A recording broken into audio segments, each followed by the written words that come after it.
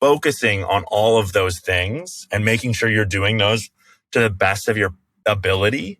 I can't really tangibly pinpoint what the impact will be, but that case in point is it will have an impact. You just don't know what it will be yet. And if you can control the things that you can control, then it's like all the other variables, you're as prepared as you can possibly be for that, I guess I'd say. Welcome to Revenue Insights. Every week, we'll be joined by revenue leaders from some of the most successful and highest growing companies. Together, we explore how they built their revenue teams, the journeys that they've been on, and the lessons they have learned along the way. Revenue Insights is brought to you by Ebster. We're a revenue intelligence platform designed to help revenue teams to build more pipeline, close more deals, and retain more customers.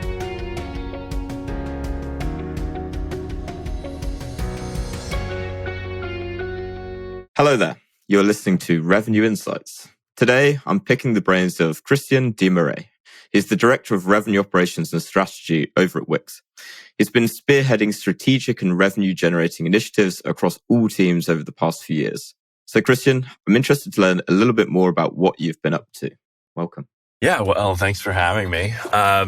What have I been up to? That's a very good question. So right now, Wix obviously has this huge user base of, I think it's around 300 million or something along those lines. So what's cool at Wix is we're able to gather a lot of data on our users once they log into the platform. So within that, it offers us a lot of different, almost too many sometimes, ways to target our users to get them to adopt certain products that we've developed. We have a whole suite of hundreds of products. And in addition, generate revenue. So there's multiple ways to generate revenue at Wix, one of which is just purchasing different premium plans and getting people to subscribe every year. And we have a business premium. We have all these different kinds of premiums. So that's one way to generate revenue. But a big way to generate revenue for us also is our payments tool. So getting people hooked on that. So when they're processing above a certain level, we'll take a certain percent. And it's just it gets the stickiness of the user in terms of their usage and getting them to stay with Wix for as long as possible. It just increases that. So that's always kind of our goal, but it manifests itself in a lot of different ways. So we have account management teams who work with partners specifically who build websites for other users. And then we also have customer success managers who manage individual users. Let's say I run a business and I built my site myself sort of on Wix, or I hired a developer to do very little work independently and then I run it basically.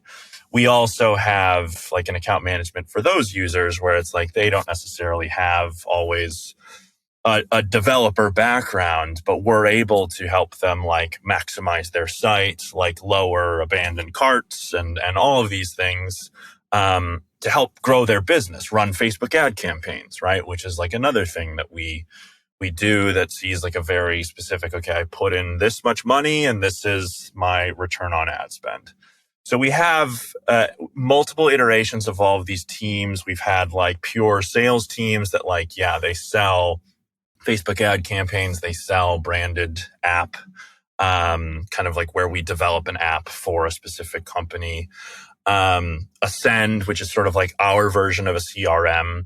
But then we also have we've worked with teams in the past that are really trying to get brand new users to Wix to purchase certain premiums, get them ready in their relevant vertical. So if they're a bookings and fitness user, or if there's a new store, we really want to help them set up and then get them to use Wix payments because it's much easier for them and it's a great product. There's a lot of benefits to using Wix payments, but for us, it also just helps us really maximize the potential of their site and their business and help us grow. I think that was one of the main things that was really cool about working at Wix during COVID is that we really not to get sentimental about it, but we really helped a lot of these brick and mortar businesses that needed to survive in a certain way that didn't necessarily have a huge online presence. We helped them migrate their business to the web, basically, and be able to help maximize, even sometimes grow their business during a time where most businesses were really struggling. So it was really kind of, not to be like too cliche about it, but it was like you tangibly felt the impact of what you're working on and what you're doing. And sometimes a lot of that can get lost in the sauce when you're just, building Salesforce automations or KPIs and reporting and tracking and projection, whatever it might be. But that was something that's really rewarding and is always kind of rewarding. And what I've really loved about Wix is like, it's all about the users at the end of the day and getting them to be successful.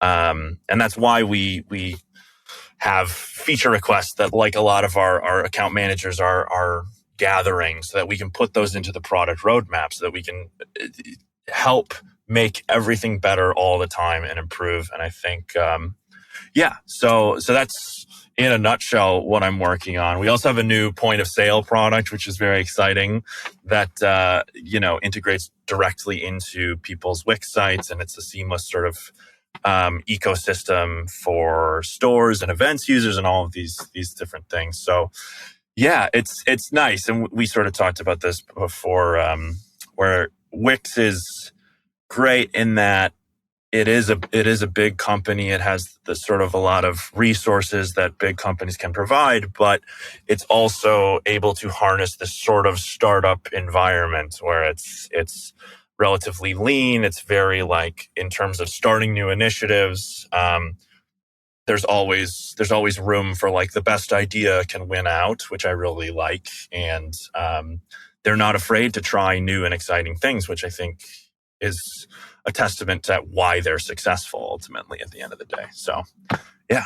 I appreciate all of the context, and there's probably two bits that I want to take away from that. One is, what I actually really like is that, can't think of a better word for it, but that the more emotional side to it, where a lot of the times in revenue operations, it's data and you're looking at numbers and charts and graphs, but it's ultimately, what we're here to do is to create a better experience and to generate more revenue for the business and actually getting the satisfaction of, the user actually getting value from the end of it. So I just wanted to reiterate that point.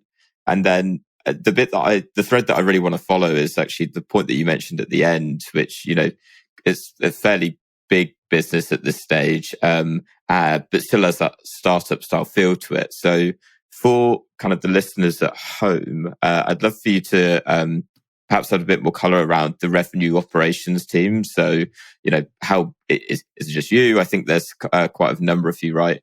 And then a bit more information on how you work with, like, the different teams within Wix. Yeah, so we have a pretty, I wouldn't say gigantic revenue operations team, but it is like there are probably about 10 to 12 of us, I think.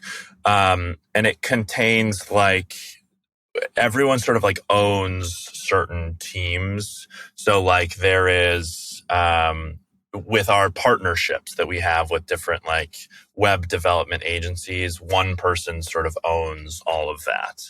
With, we sort of work with large scale businesses who buy the premiums that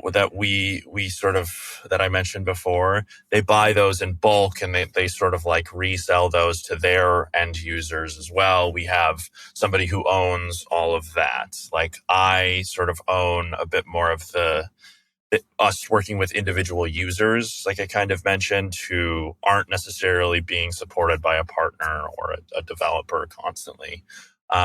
Within that realm, I sort of work on all of those things. We have a couple of other products that we sell that, like, there's again a person who owns that, and we have, like, some enablement. I think systems enablement is really kind of kind of huge in that at certain companies, like sales enablement will encompass all of that. It will encompass like, okay, just coaching how to be on a phone, how to keep the conversation going, deal with any objections, things like that.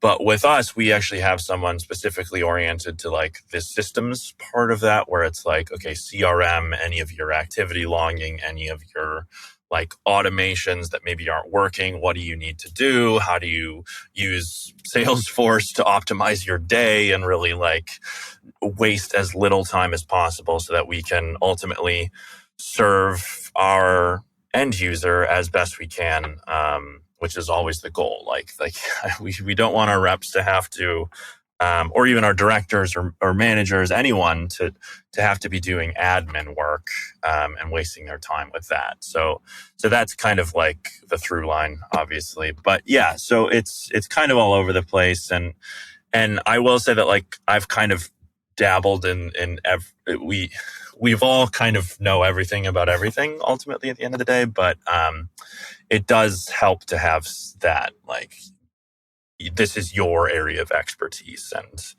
and there's oversight obviously, but I think that's really helpful, and it allows you to like, instead of doing a lot of things mediocre, to like really focus and own something like top to bottom.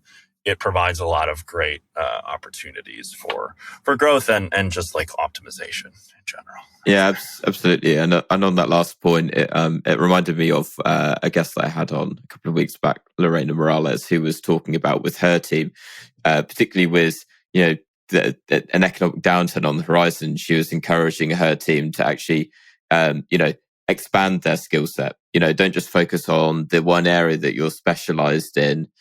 Be open-minded. Learn different areas. You don't have to be an expert in all things, but actually having that wider awareness of what's happening in the business, particularly in revenue operations, where your role typically is obviously spreading across different teams and different areas, makes a huge amount of sense.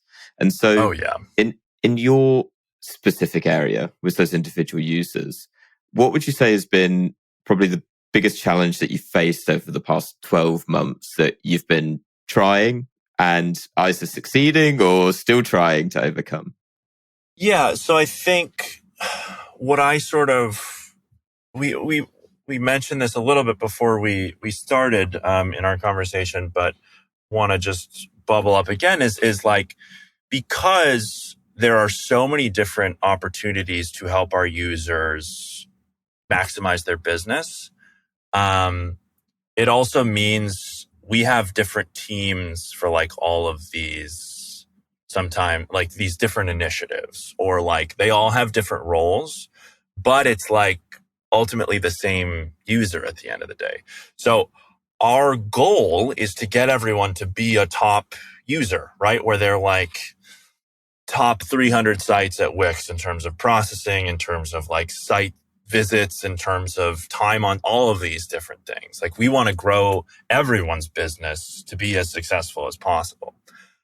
And to do that, there's so many different checks and balances along the way, and so many different teams that can help that person. It's not like we're going to account manage them immediately and have like weekly meetings with them to check in on site performance or things like that when they're a brand new user and just setting up their site. But it's like, so in terms of a revenue operations standpoint, like we want to help guide that user from like the very top of the funnel all the way to the bottom of like, when they're a brand new user, we want to help them get online as quickly as possible, get ready as quickly as, start processing as quickly as possible, increase visits to their site by maybe running Facebook ad campaigns. But even within that, in terms of like that seems like a very specific funnel, but we have like different teams for each part of that. Like we have a team that helps brand new users.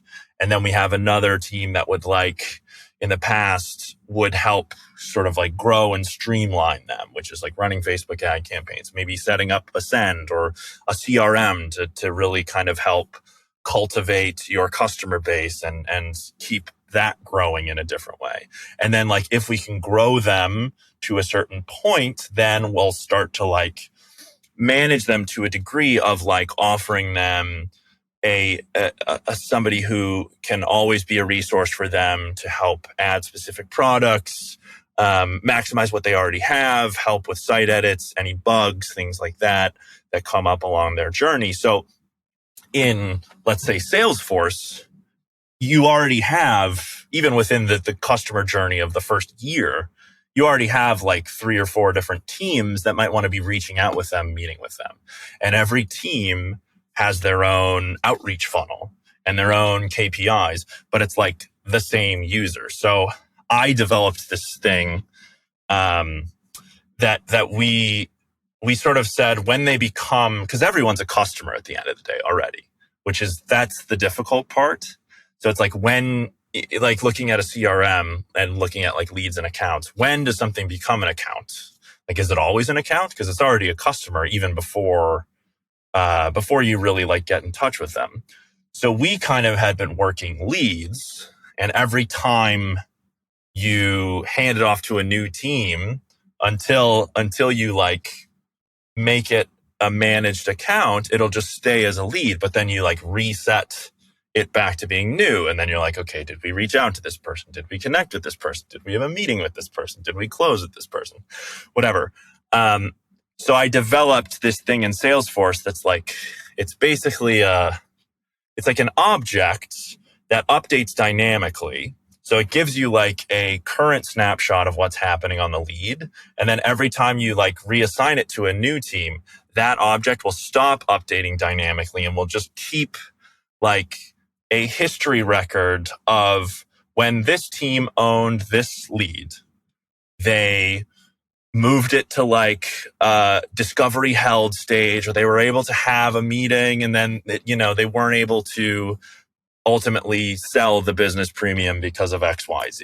But that's all trapped in there, and it'll say like, this is how many calls they made, this is how many emails they made, this is how many replies they got, all within this thing, so that when we reassign it the lead and we set it all the way back to new again, then that there will be a new snapshot that will start to actively dynamically update. And you'll be able to see, because sometimes, and this is the difficult part, is like, sometimes you'll need to send like variable comp or some sort of goal KPI analysis by the end of a month, but that lead will already have needed to be reached out by another team to help them in the next part of the process of their journey. So it's like, you can't really run a report because that team doesn't even own like the user anymore, and it's being managed by somebody else, but you need to have it within such a short period of time. So that's where like that part of it, of having multiple different funnels for multiple different teams on the same user, sometimes simultaneously, has been really difficult.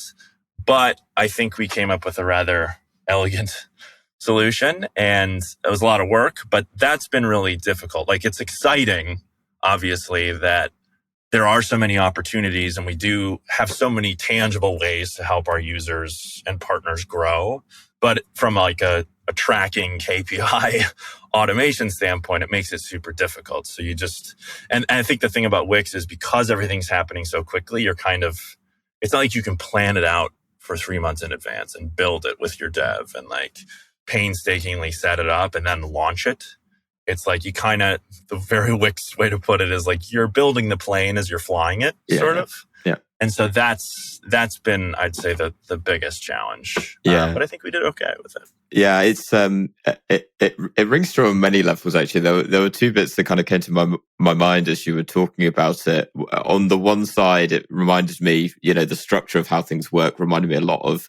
I was listening to another podcast regarding Duolingo, so the app where you can learn languages, and they very much run in a very similar way of having different teams looking at different areas of the product to help to improve it. Now, granted, your guys' model is a little bit different to that, but what was so interesting about that is you're looking at different areas, but obviously what stood out to me is you have this unique challenge where you have different people ultimately having a relationship with that user or with that account. coming into it at different times, and it's the having visibility of that, which is so difficult. It stands out for me a lot because it's something that, like, in-house we've been helping customers as well on a slightly different scale, where we will work with businesses that have accounts where at any one time that user might be having 20 to 30 conversations with our customer. And so, it's on a more granular level of terms, it's, when you move a deal, perhaps they go from being a prospect into being a customer. When they get to that stage, it's okay, what conversations have been had? What's actually been happening? What's the state of play?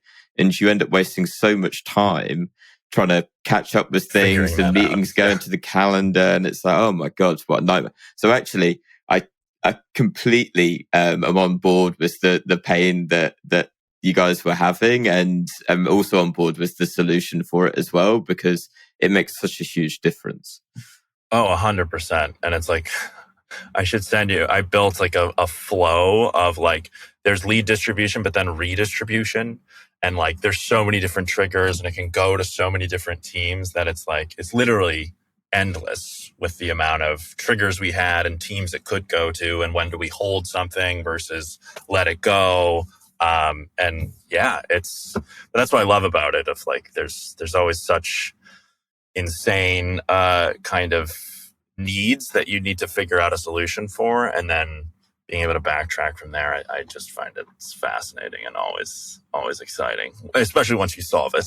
Yeah, exactly, right. And I think getting there, it's such a common trait I find with revenue operations people is it's a real love for solving problems. And so let me flip this to something that you talked about earlier, the satisfaction that you felt from during like a COVID time of helping businesses when they needed to pivot. COVID was the time when it literally almost the light, the switch flicked at that point.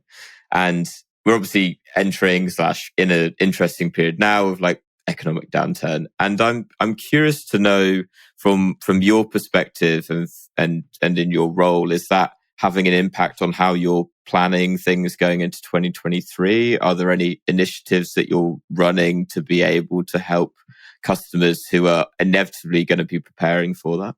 Yeah, I think it's tough because it's like, how do you even prepare for something like that? I think we have always kind of been working in like seasonality too with a lot of our customers, or things like that, where it's like there are gaps and there are times in which you're maybe not going to be making money, or you need to figure out ways in which to, kind of what I talked about before, help cultivate your existing customers, but find new customers as well. So like, I think relying on some of those tools that I talked about of like really helping people with Ascend, which is our CRM, and running marketing campaigns and like rewards programs, coupons, discounts, all of this stuff, like membership parts of your existing customer base, but like growing it, like that's a huge part of it. And then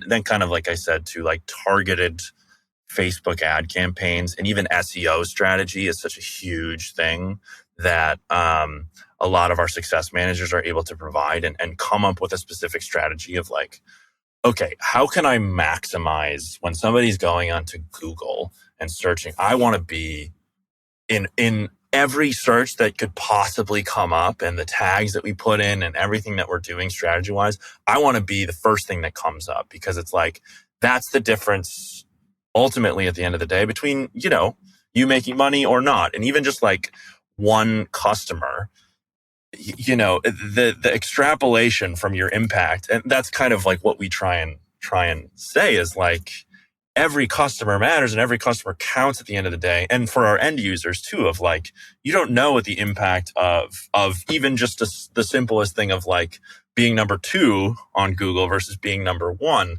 what that can mean. And if you can hook somebody and even just get them to your site, which we spend so much time, like just getting them to the site is such a huge thing too. So it's a bit about focusing on all those other intangibles as well.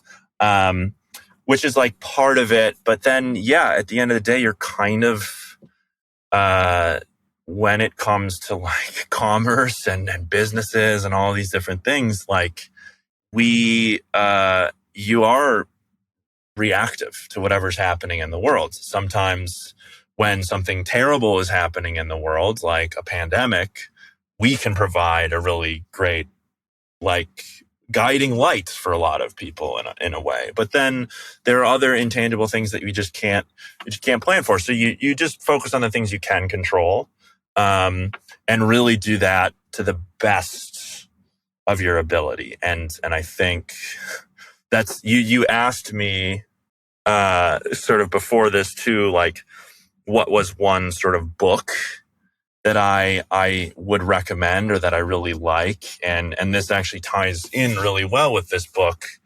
I don't know, maybe it's a cliche answer and people have already brought it up, but the book is called The Power of Habit.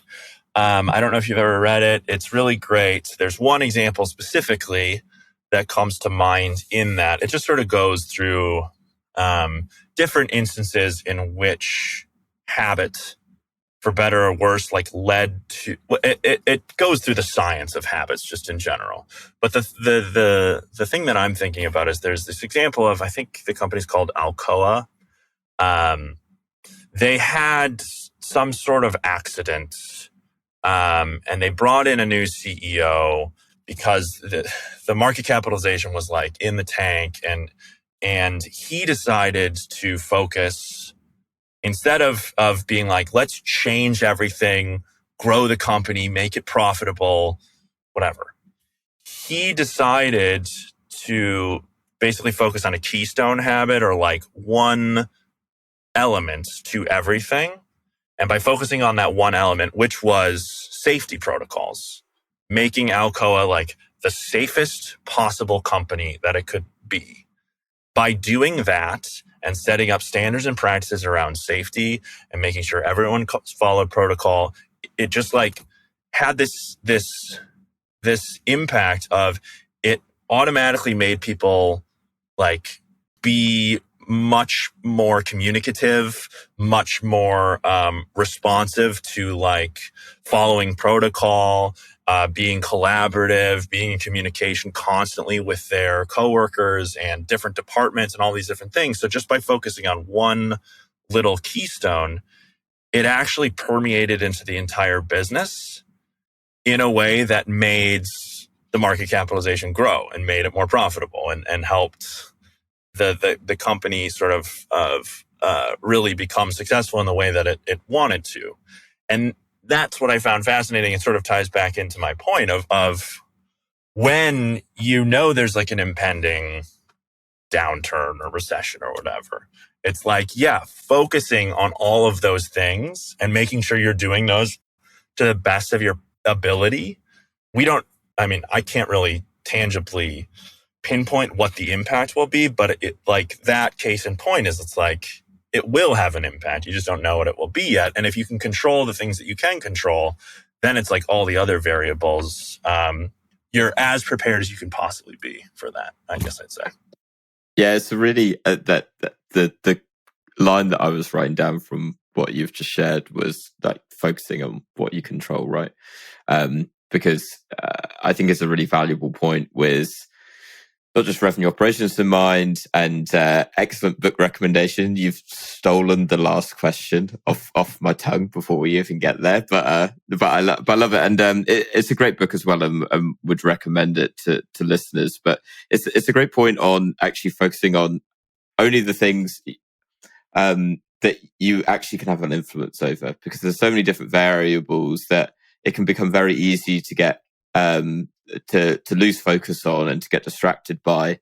And actually, it's amazing the impact that it can have by focusing on the things that actually you can impact. So I've just been speaking to another guest, Ian Moyes, who was talking about, from a sales process kind of perspective, actually focusing on what are actually your reps doing. In that example, it's reps who are have a preference for sending emails rather than jumping on the phone, right?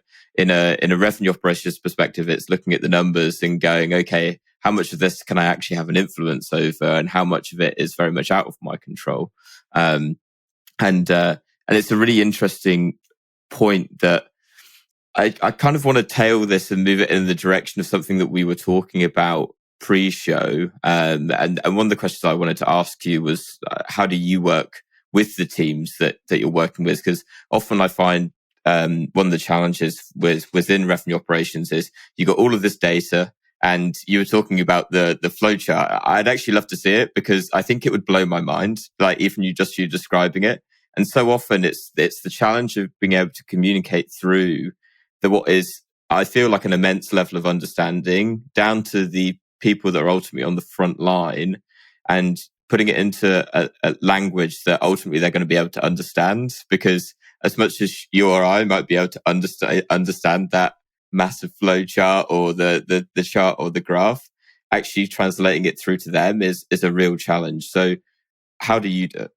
Yeah, so I'll say too that I think not like the best RevOps people have some sort of background in sales, but I did work very briefly in my career as like an SDR AE. So I have kind of come from that side to the operations side, which is always helpful. And I think even if you don't have that experience, a great way to do that, which is something that we constantly do, is like just shadowing reps. Because I think reps will bring feedback to their managers, or like we have a service desk also where they bubble up like bugs or issues that they're having. And sometimes it's just specific, like, oh, I can't log in to my, Sales Loft or whatever tool we're using at the time.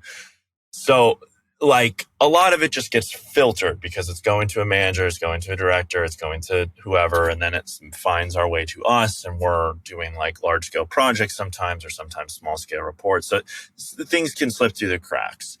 So that's where, we do work with the TLs and managers, but I do think something that's invaluable, first of all, is shadowing, is like, seeing what reps are doing on a day-to-day basis, and even asking their TLs like, okay, what is your prototypical rep? Like, what are they, the most successful version of somebody on your team? What should they be doing? And every TL will probably give you a different answer of like, some will want something very structured, and like they come in every morning and they log into, Salesforce, HubSpot, whatever, and this pops up on their homepage, and it's like, these are the list of things that they need to do, tasks, and they need to like reach out to these people they haven't talked to in a while, and these are follow-ups, these are like admin things they need to do. Really lay it out for them. And others are like, might be, oh, I want people to find their own creative solutions, and they can do whatever they want. And we kind of have to work within both of those realms, because we have, that's only 2 examples, there's probably 500. But and I think the benefit that we have also is we have a systems enablement person, but we also work with the sales enablement people and like the learning and development teams very closely to know like, okay, we might build a tool for them or create an automation in Salesforce, but like if they don't A, know it exists, or B, really know how to maximize it, then A, we're not helping them be as efficient as possible, but B, then it's like, it's all for naught at the end of the day. Like we're pouring our time and energy and resources into something that like isn't really landing or isn't really aligning with what they need at the end of the day. And so that's a huge part of it. I think enablement, if you have that, to really lean on them, just from an information standpoint of like, where are the gaps and how can we address it? And is it a communication thing, or is it a, like, we need to build more tools and help cultivate an environment that's a little bit easier to use? Because I know CRMs in general can be a little clunky, and it's like trying to shove a round peg into a square hole at times. And so, yeah, really being in communication, I find with reps is very helpful to just kind of, know on the front lines a bit of how, what your perceived impact is actually being used and being received. Because like we talk about our customers at the end of the day, but RevOps customers are the teams themselves. And like our end users from RevOps standpoint are the reps at the end of the day and are the managers and the TLs and the directors and all these people. So we owe it to our stakeholders, our customers, to like really understand them. And it's the same thing. If we don't like, if a salesperson doesn't get on the call with, their prospect or whoever they're trying to manage or sell to or whatever, help, they're not going to have any information. And the same goes for us. Like if we don't talk to our end users, our stakeholders, our customers, especially the reps, I find, you're only going to have, like I said, your perceived impact versus your actual impact at the end of the day. So, yeah. You made a really interesting point, and I'm seeing more of a trend of operations very much working hand in hand with alongside enablement teams. And one of the things that I wanted to ask you, kind of coming into this chat, was I know looking at or certainly digging into your LinkedIn, one of your roles has been very much bringing in new technology, and I'm curious, say for example you're perhaps bringing in a new piece of tech now. Are you working alongside your enablement teams to, ensure they're getting the maximum value out of it? Because certainly coming from a software sales background, I know for us, you'll be selling into like 1, 2, 3 people, but we inevitably have, 20 plus users of it. And it's all well and good getting a new toolbox, but it's like, okay, what on earth do I do? Is this wrench, right? How do I actually get value out of it? So it's, for you guys, what's it like?